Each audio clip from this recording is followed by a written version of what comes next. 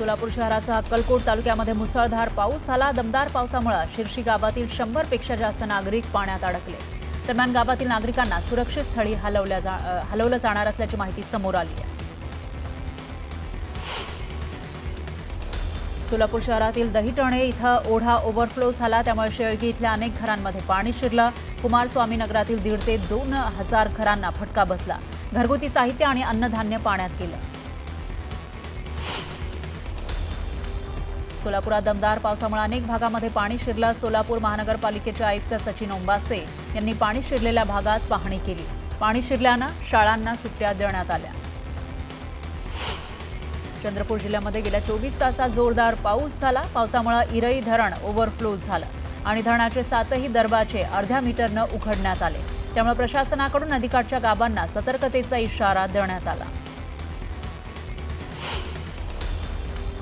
वर्धा शहरासह ग्रामीण भागामध्ये मुसळधार पाऊस झाला। पावसामुळे नदी नाले ओसंडून वाहत आहेत। शहरातील रस्तेही जलमय झाले, त्यामुळे जनजीवन विस्कळीत झाले।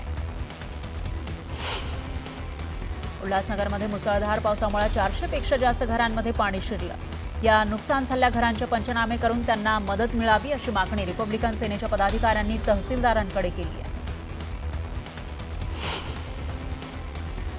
धाराशिवच्या आलूर परिसरामध्ये ढगफुटीसारखा पाऊस झाला। पावसामुळे शेती पिकांचं मोठं नुकसान झालं, त्यामुळे शेतकरी चिंतेत सापडलाय।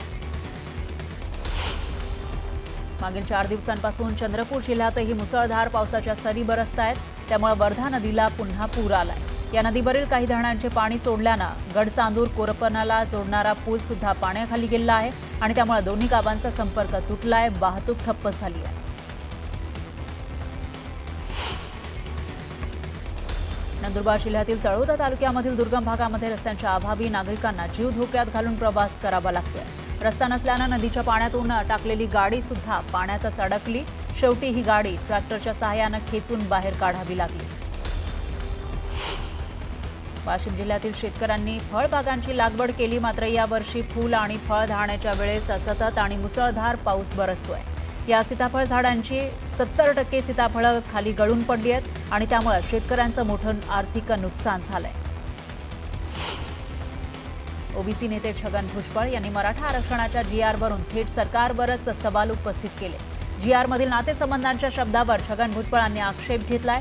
संभ्रम दूर करा, नाहीतर जीआर रद्द करा अशी मागणी करत आंदोलन उभं करण्याचा इशारा भुजबळांनी दिला। शिंदे समितीनं काही लाख नोंदी शोधल्या, त्यामध्ये आता हैदराबाद गॅझेटचा संबंध येतोच कुठून असा सवाल भुजबळांनी केला। तर देशामध्ये लोकशाही आहे, जरांगेशाही येणं शक्य नाही असा टोला त्यांनी जरांगेंना लगावला। आम्ही आरक्षण लोकशाहीच्या मार्गाने मिळवलं, तुम्हाला काय करायचं ते करा असं म्हणत जरांगेंनी भुजबळांवर निशाणा साधला। आमचा जीआर मागे घेतला तर 16% आरक्षणही मागे घ्या अशी मागणी जरांगेंनी केली। मराठा आरक्षणाच्या जीआरला कोणीही चॅलेंज केलं तरी धोका नसल्याचं मंत्री शंभूराज देसाई म्हणाले। तर मराठा समाजासाठीच्या जीआरमध्ये एक शब्द कायद्याच्या चौकटीत बसणारा आहे असं देसाईंनी म्हटलंय। सरकारनं काढलेल्या जीआरमध्ये कुठेही सरसकट उल्लेख नसल्याची माहिती मुख्यमंत्री फडणवीसांनी दिली। तर ओबीसी नेत्यांनी जीआर नीट वाचावा, ओबीसींवर अन्याय होऊ देणार नसल्याचंही फडणवीस म्हणाले। हैदराबाद गॅझेटियर संदर्भातील जीआरला हायकोर्टात आव्हान देण्यात आले। जीआर बेकायदा असल्याचं म्हणत रद्द करण्याची मागणी करण्यात आली आहे। तर जीआर ओबीसींवर अन्याय करणारा नसल्याचं स्पष्टीकरण मुख्यमंत्री फडणवीसांनी दिलं। ओबीसीला धक्का न लागता मराठा समाजाला आरक्षण दिलं पाहिजे ही माझी व्यक्तिगत भूमिका आहे असं वक्तव्य एकनाथ खडसेंनी केलं। तर ओबीसींचं नुकसान होणार नाही याची काळजी सरकारनं घ्यावी असंही ते म्हणाले। सरकारचं डोकं ठिकाणावर नाही, सरकारचा जीआर कोर्टात टिकणार नाही, मर्यादा काय हे सरकारनं सांगायला हवं असं संभाजी ब्रिगेडचे प्रदेशाध्यक्ष प्रवीण गायकवाड म्हणाले। मराठ्यांना ओबीसीमध्ये टाकण्यासाठी कोणतंच सरकार तयार होणार नाही असंही गायकवाड म्हणाले। सरकारनं सत्य बोलावं, ओबीसीमध्ये एवढ्या मोठ्या समाजाचा समावेश कसा होईल असा प्रश्न प्रवीण गायकवाड यांनी विचारला। मराठ्यांना न्याय मिळण्यासाठी आरक्षण हाच पर्याय नाही, सरकारनं शिक्षणाचं बजेट वाढवावं, सरकारनं दर्जेदार शिक्षण माफक दरात द्यावं असं गायकवाड यांनी म्हटलंय। उपमुख्यमंत्री एकनाथ शिंदे उद्या दिल्लीला जाणार आहेत। CP राधाकृष्णन यांच्या शपथविधीचं शिंदेंना आमंत्रण देण्यात आलं आहे. उपराष्ट्रपतींच्या शपथविधीला शिंदे उपस्थित राहणार आहेत. शिवसेना शिंदे गटाच्या पुणे शहराच्या उपशहर प्रमुखपदी नितीन पायगुडे यांची नियुक्ती करण्यात आली आहे. तर उपमुख्यमंत्री शिंदेंच्या नेतृत्वाखाली आणि मंत्री उदय सामंत यांच्या उपस्थितीमध्ये ही जबाबदारी पायगुडेंवर देण्यात आली आहे. सोनिया गांधींना दिल्लीच्या राऊत सभेंनी कोर्टाकडून मोठा दिलासा मिळालाय. सोनिया गांधी यांचे नागरिकत्व न घेता मतदार यादीमध्ये नाव समाविष्ट केल्याबद्दल चौकशी आणि FIR करण्याची मागणी करणारी याचिका कोर्टानं फेटाळली.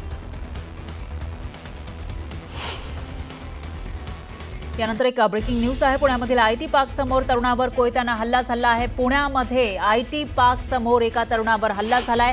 दुचाकीवर बसलेल्या तरुणावर दोघांनी प्राणघातक हल्ला केल्याची माहिती आहे. तर हल्ल्याचं कारण अस्पष्ट आहे. येरवडा पोलीस स्टेशनमध्ये या प्रकरणामध्ये गुन्हा दाखल करण्यात आलाय. धक्कादायक अशी ही घटना कॅमेऱ्यामध्ये सुद्धा कैद झालेली आहे. कशा पद्धतीने एक तरुण दुचाकीवर होता आणि त्याच्यावर कोयत्यानं सपासप वार करण्यात आले. तर धक्कादायक अशी घटना पुण्यामध्ये आणि तेही IT पार्क समोर घडलेली आहे. आपण बघू शकतो एक तरुण या ठिकाणी बसलेला होता दुचाकीवर आणि त्यानंतर दोघे आले. एकानं त्याच्यावर वार केल्याचं दिसतंय. दरम्यान या विषयी अधिक माहितीसाठी आपले प्रतिनिधी अभिजित पोते हे आपल्यासोबत जोडले गेले आहेत. अभिजित, काय सांगाल, काय चाललंय पुण्यामध्ये? आता तर IT पार्क समोर हा हल्ला झाल्याचं कळतंय. नेमकं काय घडलं?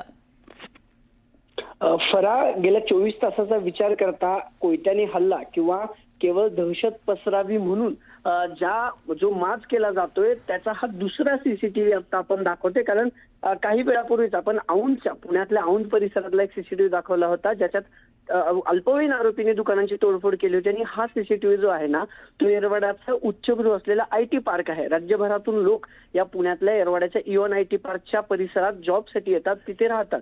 हा व्हिडिओ काल मध्यरात्रीचा आहे. एक तरुण आपली शिफ्ट संपल्यानंतर ऑफिसच्या खाली आपल्या सहकाऱ्यांची वाट पाहत असताना दोघे येतात. हातात त्यांच्या कोयते आणि लोखंडी रॉड असतो आणि थांबलेल्या तरुणाला केवळ इथं का थांबलास अशी विचारपूस करत त्याच्यावरती जीवघेणा हल्ला केलाय. आणि आता या सगळ्या प्रकरणी येरवडा पोलीस स्टेशनमध्ये गुन्हा दाखल करण्यात आलेला आहे. मात्र हे तरुण कोण होते आणि त्यांनी का मारहाण केली आहे हे मात्र अद्याप स्पष्ट झालेलं नाही. बरोबर आहे अभिजित. आणि एकूणच या तरुणांना ज्यांनी मारहाण केली आहे त्यांना पोलिसांचा धाक राहिलेला नाहीये का, असाही सवाल उपस्थित होतोय. धन्यवाद तुम्ही दिलेल्या या सविस्तर माहितीसाठी. यानंतर पुन्हा घेऊयात बातम्यांचा वेगवान आढावा. धाराशिवच्या धरण गावात OBC समाजानं आंदोलन केलं. मराठा आरक्षणासाठीचा GR तातडीनं रद्द करावा अशी मागणी करण्यात आली. सरकारनं दुर्लक्ष केल्यास तीव्र आंदोलनाचा इशाराही देण्यात आला. वसई विरारमध्ये मंत्री प्रताप सरनाईक यांच्या जनता दरबारचं आयोजन करण्यात आलं. यावेळी जनता दरबारच्या ठिकाणी ठाकरेंच्या शिवसेनेच्या पदाधिकाऱ्यांनी काळ्या फिती बांधून नाईकांचा निषेध केला. दरम्यान जोरदार घोषणाबाजीही करण्यात आली. बुलढाण्यामध्ये उपविभागीय अधिकाऱ्याला घेराव घालत शिवसेनेनं आंदोलन केलं. गेल्या वर्षीची नुकसान भरपाई अद्याप मिळाली नसल्याचा आरोप केलाय. तातडीनं नुकसान भरपाई देण्याची मागणीही करण्यात आली. बुद्धगया इथल्या महाबोधी बुद्ध विहार बौद्ध समाजाच्या ताब्यात द्या या प्रमुख मागणीसाठी लातूरमध्ये जनसंवाद कार्यक्रमाचं आयोजन करण्यात आलं. यावेळी भव्य ध्वज रॅलीही काढण्यात आली. उल्हासनगर पालिकेसमोर मनसेनं भर पावसात आंदोलन केलं. तातडीनं रस्त्यांवरील खड्डे दुरुस्त करावे अशी मागणी करण्यात आली. तर खड्डे दुरुस्त न केल्यास मनसे स्टाईल आंदोलन करण्याचा इशारा देण्यात आला. बीड तालुक्यातील मैंदा पोखरी गावात मनोज सरांगे पाटील यांचे बॅनर फाडल्याच्या निषेधार्थ बीड परळी राष्ट्रीय महामार्गावर रास्ता रोको आंदोलन करण्यात आलं. बॅनर फाडणाऱ्या समाजकंटकांवर कारवाई करावी अशी मागणी यावेळी करण्यात आली. छत्रपती संभाजीनगर जिल्ह्यातील वेरूळ घाटामध्ये भीषण अपघात झाला. आयशर आणि ट्रकची समोरासमोर धडक झाली. यामध्ये 2 जणांचा जागीच मृत्यू झाला. तर अपघातानंतर घाटामध्ये प्रचंड वाहतूक कोंडी झाली. खुलताबाद पोलिसांनी घटनास्थळी धाव घेत मृतदेह ताब्यात घेतले.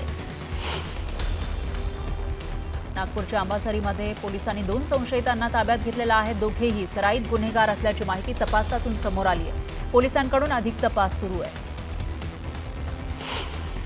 मुंब्र्यामध्ये पेट्रोल भरण्याच्या वादातून पेट्रोल पंपावर 2 गटात तुफान हाणामारी झाली. हाणामारीचा व्हिडिओ सोशल मीडियावर व्हायरल झालाय. तर या प्रकरणात पोलिसांनी गुन्हा दाखल केला.